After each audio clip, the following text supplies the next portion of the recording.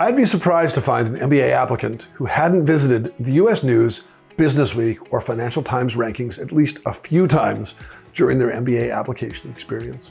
While rankings could be a good introduction to the MBA landscape, and we can't deny their allure to competitive applicants seeking to get a leg up in their career, at mbaMission, we're immersed in this world each day and would encourage applicants to take rankings with a huge grain of salt.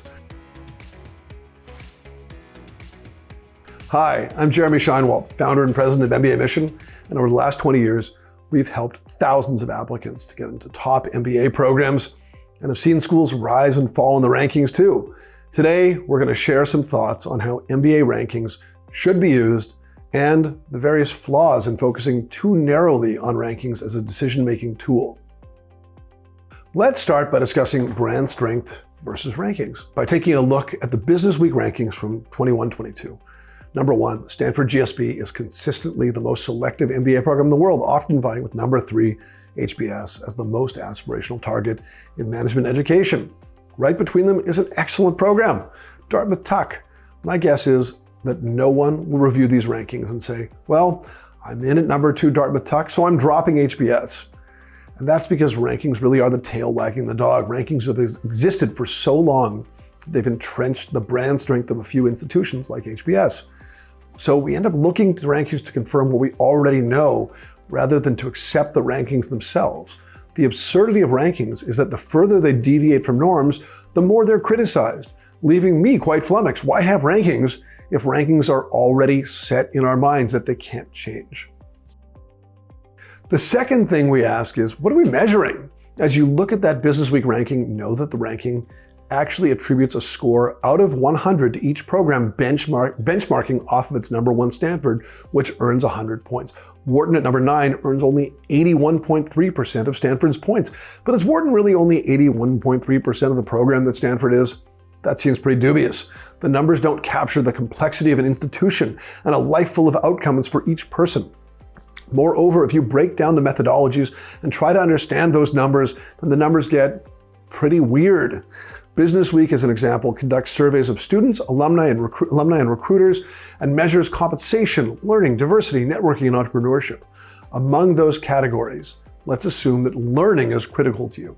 The top school for learning is Texas Dallas, then Baylor, then Southern Methodist, then Pittsburgh, then Emory. According to the Business Week ranking, Texas earns a 100 score and the Stanford GSB a 74. Wharton is 84th overall, just ahead of the College of Charleston with 17.9 points out of 100. So are we all off to Texas Dallas, not Stanford or Wharton? Of course not, because we don't really know what is being measured in learning and because we tend to depend on how the rankings branded these schools years ago, as I've noted.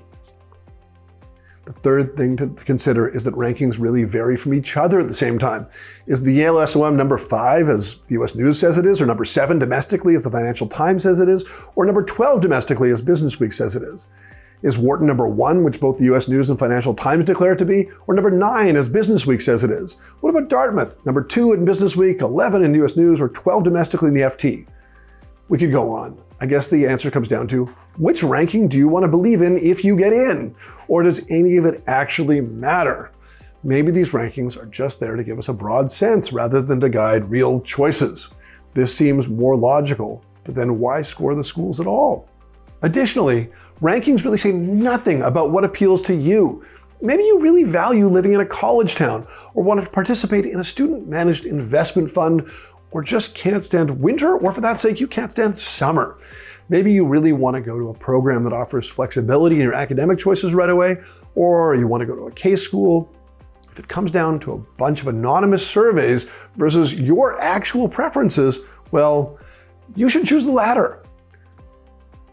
And finally, I would add that if rankings are really important to you, you shouldn't think about where they are, but where they're going. 20 years ago, Yale was in the 20s in Business Week. Now it's 12. Is it going to 5, 3, 1? What about Cornell, previously a top 10 that's now in the 20s? Maybe there's a value play at Cornell, or maybe the rankings continue to slide. I don't know. I guess you can guess, maybe not. Maybe, again, the right choice is to use the rankings broadly and then make decisions based on your needs and your wants. So We've done our best to dissuade you from tracking rankings too closely. If you're interested in learning about each top MBA program's true attributes, I encourage you to download our free Insider's Guides. And if you have questions about your specific candidacy and where you can be competitive, please sign up with me or one of my mbaMission colleagues for our free 30-minute consultation. We'll give you the straight goods, as we always do. Just click on the link below to sign up. Thanks so much for watching, and remember, if you enjoyed this video and want to get more MBA admissions and application tips, don't forget to like this video and subscribe to our YouTube channel. Good luck with your MBA applications.